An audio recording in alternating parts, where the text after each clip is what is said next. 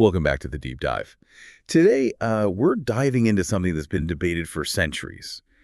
Can a deep understanding of science and a strong Christian faith coexist? Yeah, it's a question that never really goes away, does it? And it feels especially relevant now with all the advances in science and technology we're seeing. Absolutely. And the book we're exploring today, The Christian Virtuoso, offers a really unique perspective. It's a modern take on a 17th century work by Robert Boyle, who is this pioneering scientist, A&D, a devout Christian. Boyle was kind of like the original scientist, you Mhm. know? In a Yeah. lot of ways, he helped lay the foundations for modern chemistry, but he was also deeply religious. And what's fascinating is he was writing at a time when atheism was on the rise, especially among intellectuals. So kind of like today, there was this idea that science and faith were on opposite sides. Exactly. And Mhm. there was a counter movement pushing back, claiming they were inherently incompatible. Boyle was trying to find that middle ground, to show how a virtuoso, his term for a scientist, could also be a committed Christian. Okay, so let's unpack some of Boyle's key arguments. Mm. The first one that really jumped out at me was the argument from design. I mean, it's a classic, but Boyle brings something new to the table. He does. You see, lots of people use the complexity of the natural world as evidence for a creator, right? But Boyle takes it a step further. He was fascinated by the intricate details of living things, like he goes deep into the structure of the human eye.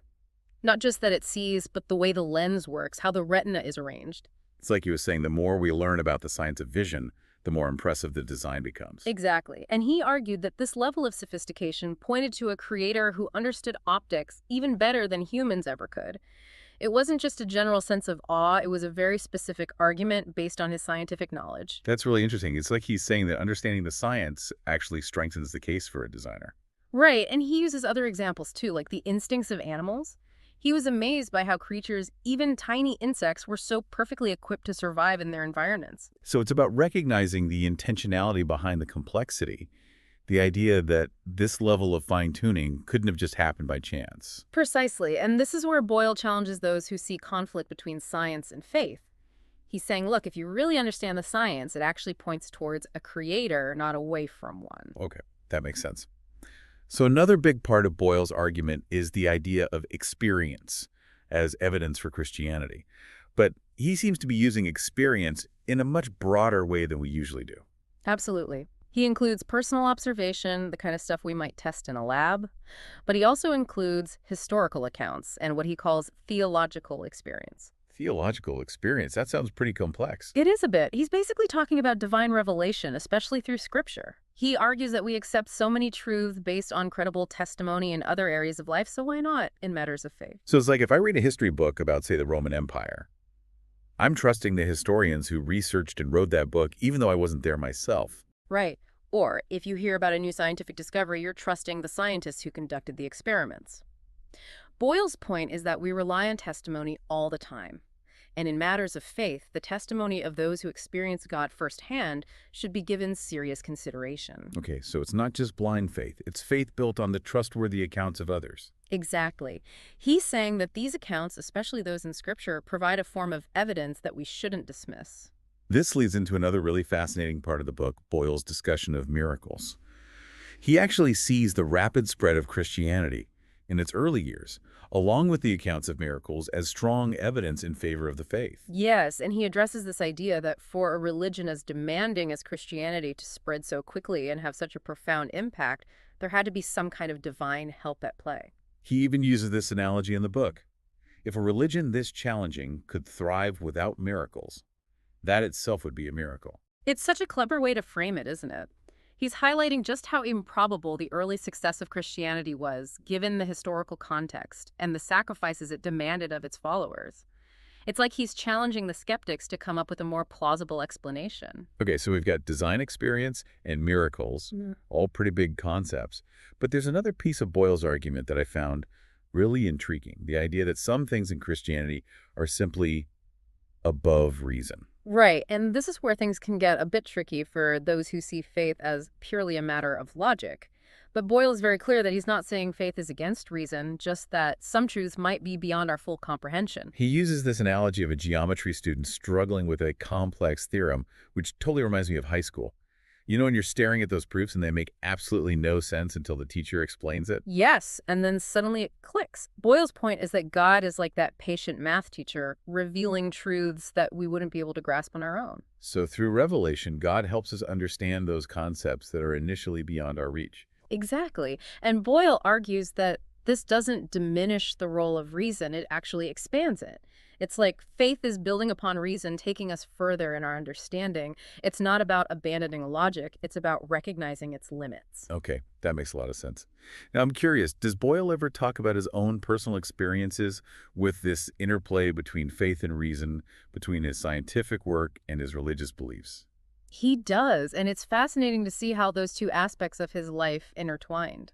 Maybe we can dive into that in the next segment. Absolutely. I'm eager to hear more about how Boyle lived out this harmony between science and faith in his own life. Let's take a quick break and then we'll come back to explore that further. All right, so we were just talking about how Boyle saw faith and reason working together, even when it came to those above reason concepts.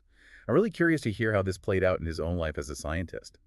Did he ever talk about those aha moments where his faith and his work seemed to connect? He did. And it wasn't just about those big theological ideas, it was woven into his whole approach to science.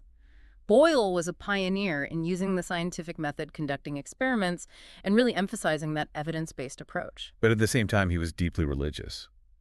So how did those two things work together? Seems like a bit of a paradox. It might seem that way, but for Boyle, science wasn't about disproving God. It was about uncovering the wonders of creation. He saw it as a way to appreciate God's wisdom and power even more. So instead of seeing science and faith as being at odds, he saw them as two sides of the same coin. Exactly.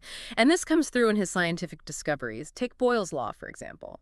It describes the relationship between the pressure and volume of a gas. It's a foundational principle in chemistry and physics, and he figured it out using an air pump. Now, an air pump in the 17th century, that must have been quite a contraption.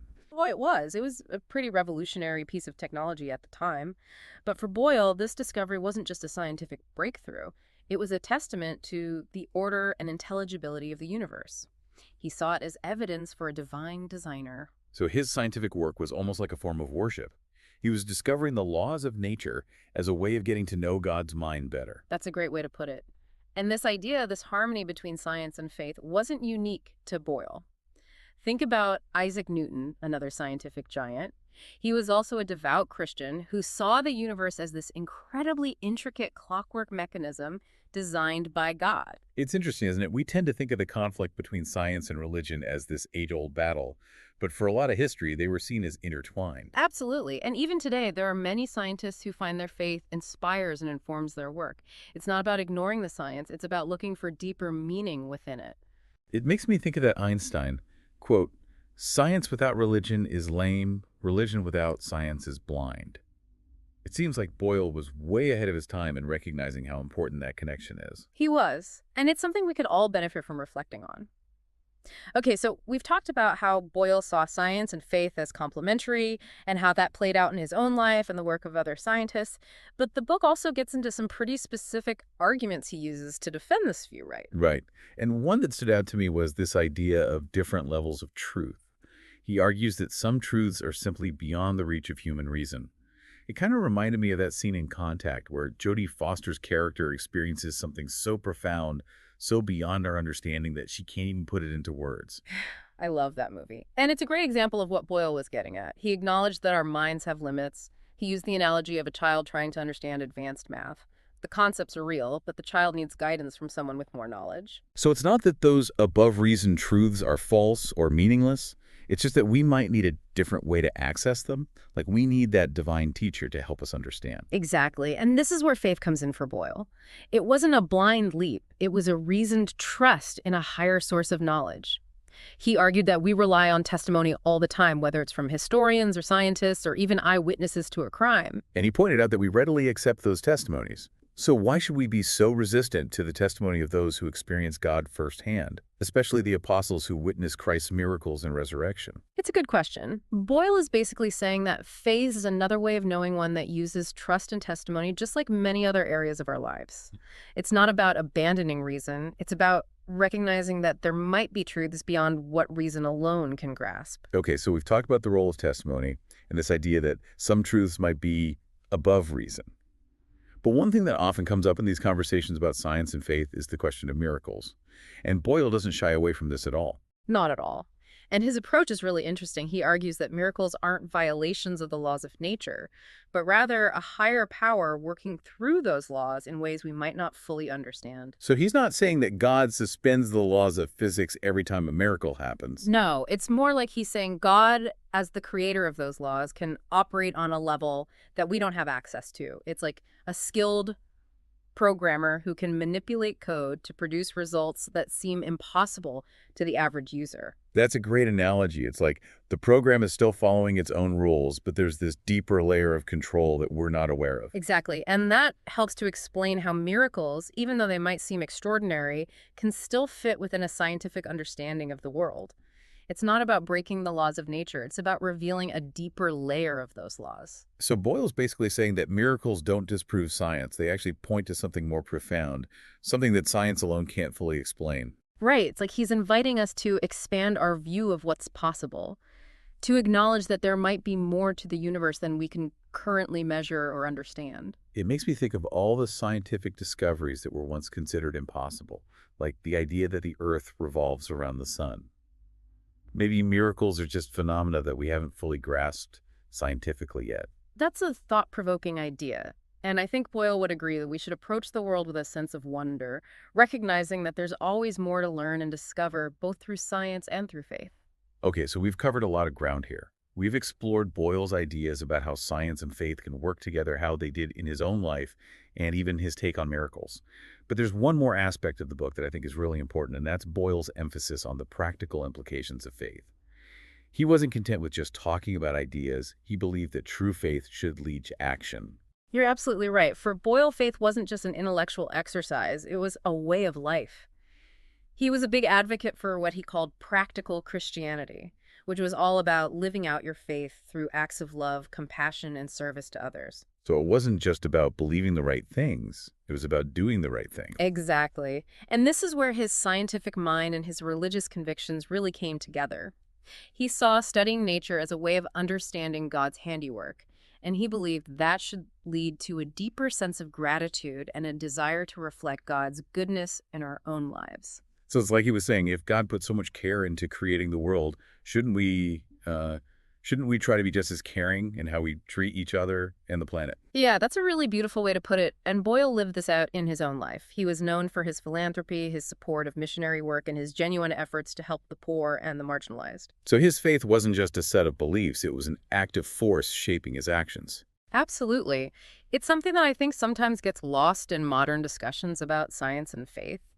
We get caught up in the intellectual debates, but we forget that faith at its core is about how we live, how we treat others, and how we make the world a better place. It's like that quote, faith without works is dead. Boyle really understood that putting faith into action is what matters. He did, and I think that's especially relevant today with all the challenges we're facing, like climate change, social injustice, political division. It can feel overwhelming. It really can. But Boyle's example reminds us that faith can be a source of hope and motivation. It can empower us to work towards a better future, even when things seem bleak. It's about recognizing that we're not just passive observers of the world, we're active participants. We have a responsibility to use our knowledge, our skills, and our compassion to make a difference. And that sense of responsibility, that call to action, isn't limited to people of faith. It's something that resonates with anyone who wants to leave the world a little bit better than they found it. That's a great point. It's about recognizing our shared humanity and working together to solve these big problems. Boyle's story is a reminder that science and faith don't have to be at odds. They can actually work together to inspire us and guide us towards a more just and compassionate world. So as we wrap up this deep dive into the Christian Virtuoso, what are some key takeaways that our listeners can apply to their own lives? I think the biggest one is that it's okay to embrace both science and faith. You don't have to choose one or the other. They can enrich each other and offer a more complete understanding of the world and our place in it. It's about cultivating that sense of wonder and curiosity, recognizing that there's always more to learn and discover, both through the lens of science and through the lens of faith. And it's about remembering that faith isn't just about believing certain things, it's about living them out. It's about translating your beliefs into actions, into showing compassion, serving others, and making a positive impact on the world around you. It's about seeing the beauty and complexity of creation and feeling a sense of gratitude for it, and then using that gratitude as fuel to make the world a little brighter. Exactly. And maybe even inspire others to do the same. So to our listeners, I'd leave you with this thought. How can your own understanding of science and faith, however you define those things, guide your actions in the world? What unique contributions can you make drawing on your knowledge, your skills, and your heart to create a better future? It's something worth pondering as we all continue on our own journeys of discovery. That's a wonderful thought to end on. Thanks for joining us on this deep dive into the Christian Virtuoso.